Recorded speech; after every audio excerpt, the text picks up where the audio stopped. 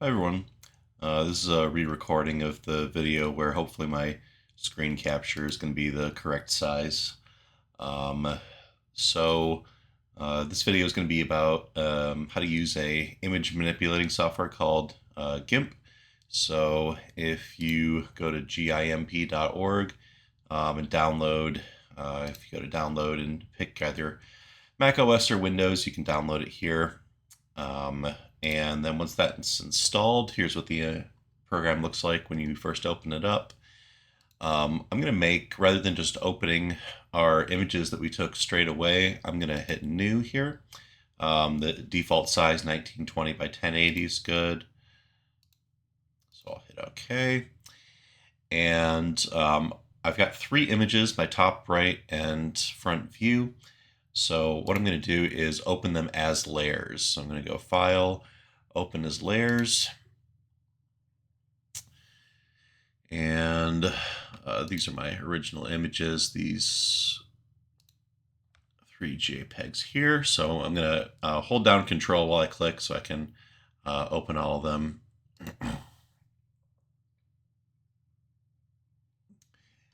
And as you can see, they're way too big right now in their current state. So what I'm going to do is I can hold down Control and mouse wheel and zoom out a little bit. The first tool that I'm going to use is over here. That's the scale tool. So for each of these, I'm going to scale the images down. So I'm going to start with this one here. I like to use the command Shift S on there. So if you hit Shift S, click on your image, you can scale it down. So scale it way down so it'll fit inside your rectangle. And then you can use this middle piece here to move it around. Because these are all in different layers, you are going to have to click on the layer over on the right here that you want to work with. So for this bottom right one, I'll click on the layer. Oh, and I forgot to do something here. So after I scale something, you do have to either hit scale or I'm going to hit the enter key here. So that confirms that you want to scale that down.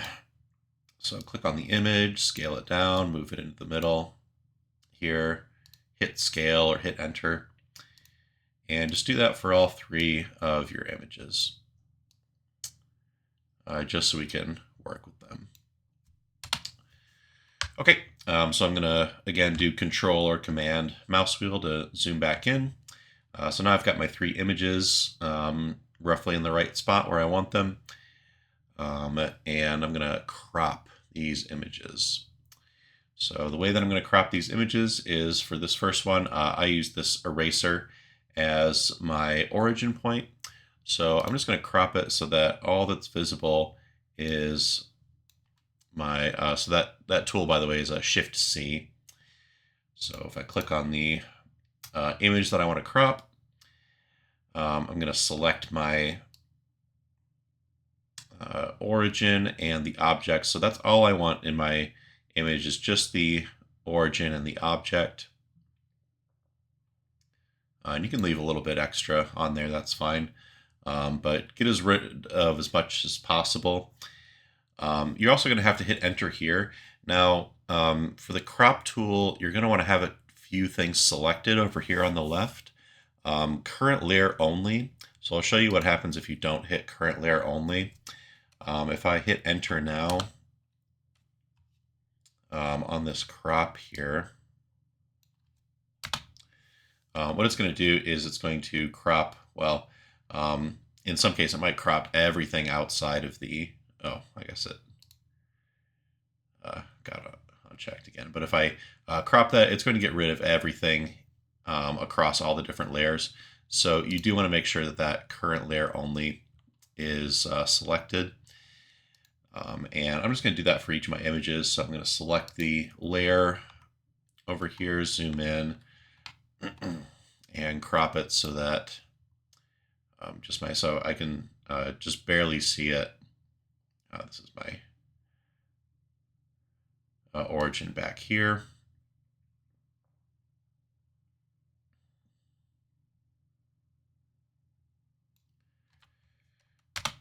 Enter. Oops.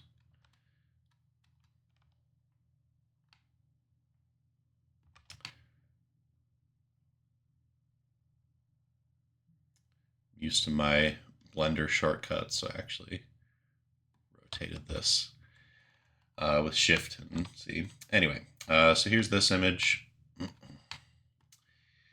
So I'm going to select the layer, with the crop tool selected, or Shift C. I'm going to crop it so that all that's there is my origin. So I can see my origin, and I want to make sure that all of my object is in there as well. So here's my origin, here's the object, and I'll hit enter. Okay, so now I've got some resized images, and they're all cropped. Next, what I want to do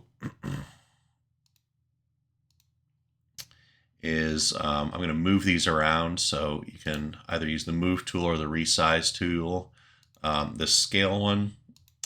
But in any event, I'm going to set these up so that my right view is over here. Front view, whoops. I'm just going to use the move tool so I don't have to keep hitting enter.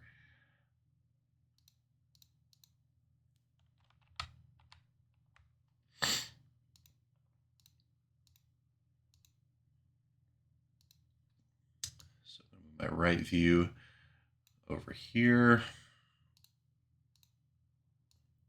Scale that up a little bigger.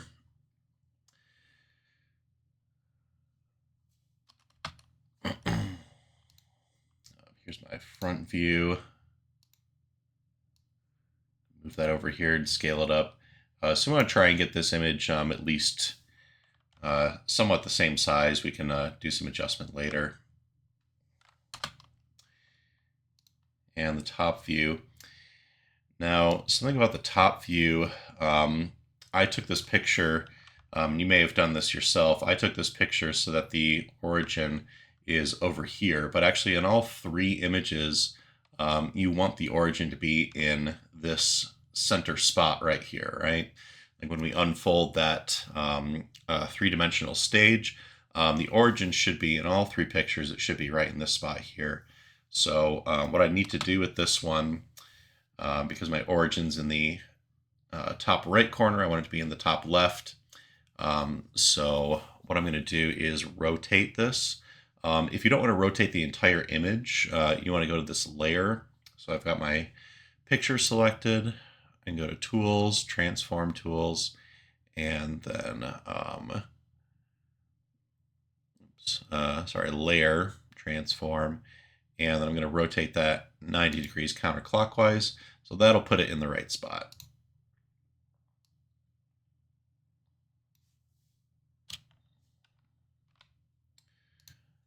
Okay. So again, I'm just trying to get my all three images so that the origin is in the same spot for all of them. And we want them to be scaled to the same size as well. So you can just eyeball this as best you can.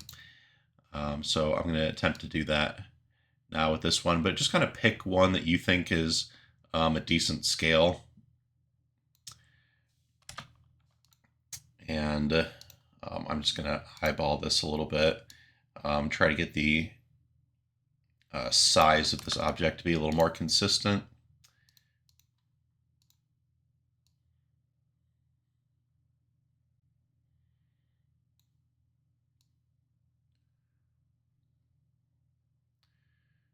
Again, you can sort of line this up so that, for example, I'm trying to make sure that this brown part of the underside is lined up, and that this spout is lined up along here as well. So that's starting to look pretty good. If you want a little bit more control over the scale, or just another way to look at whether or not it's scaled up properly, what you can do is just, so I want everything to be scaled around this front view. So I'm going to take this top view and turn the opacity down a little bit. over here. So that's over here on the right. And then what I can do is take this image and move it over here. And you can kind of see we want the size of this circle here to be relatively the same size as this over here. Of course, the camera's obscuring it. The image a little bit, it's distorting it. So we're not going to be able to see everything, but I think it should maybe be a little bit smaller. And that looks a little better. So I'll move that over there. Hit enter, and I can turn the opacity back up. Okay. So this is looking pretty good. I think I have my right, front, and top side view. What I'm showing right now is what I'd like your submission for the assignment to be. So a couple other things that we can do just to make this look a little bit better and make it easier to work with in the future is we can take, if I've got these 3 layers, I just want one image that I'm outputting here. So I would save this beforehand. Just call it something like all views. I'm going to have to replace it. By the way, if you get a pop-up when you're uploading images on here that asks for color conversion, that doesn't matter for this assignment. You don't have to worry about that. Just click either convert or keep. Doesn't matter which one. Right, so for these layers, you select whatever the top layer is, and just go down here to say merge down. All right, so layer, merge down, and then just keep doing that until you have one layer.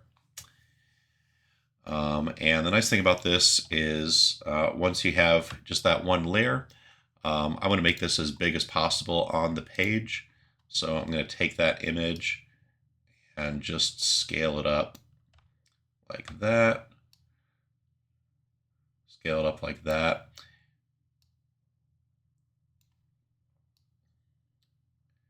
Make it even bigger. So yeah, and you can put it over here. I think it's good to put it over here on the right side, but like I said, this is what I want your submission to be for the next assignment. It's just these 3 pictures lined up so that the origin is here in all 3 of them. Now, in terms of what we're going to do with these, I talked a little bit in class about what we're going to do with them, but remember that we have these axes we can draw on here. So this is X, X, Y, Z.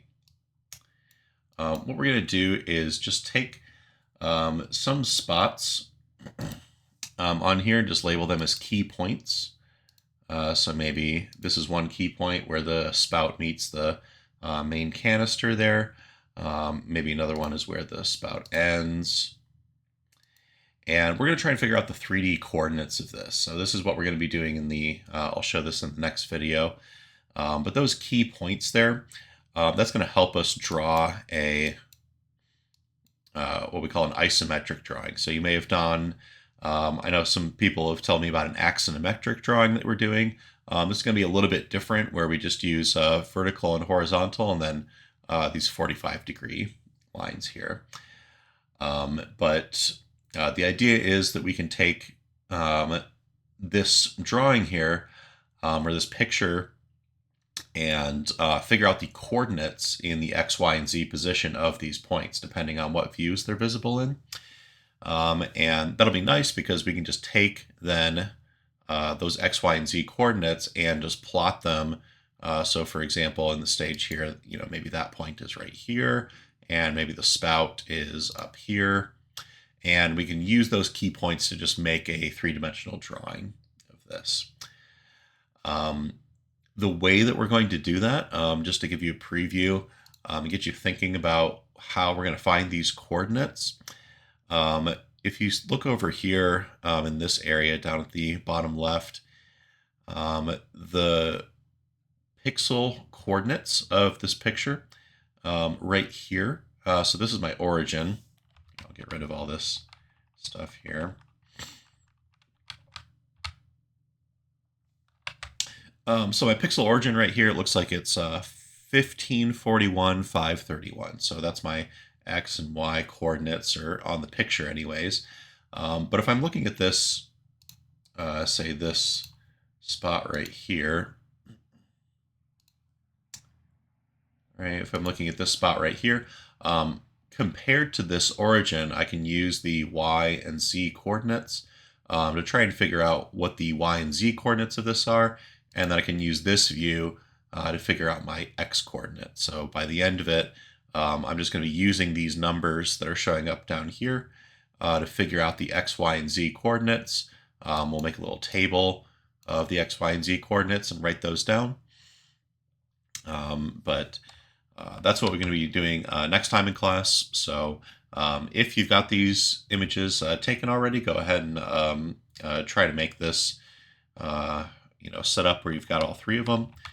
And I'll give you a spot to submit that just to make sure that we're making progress. And that's all I've got. So I will see you in class next time.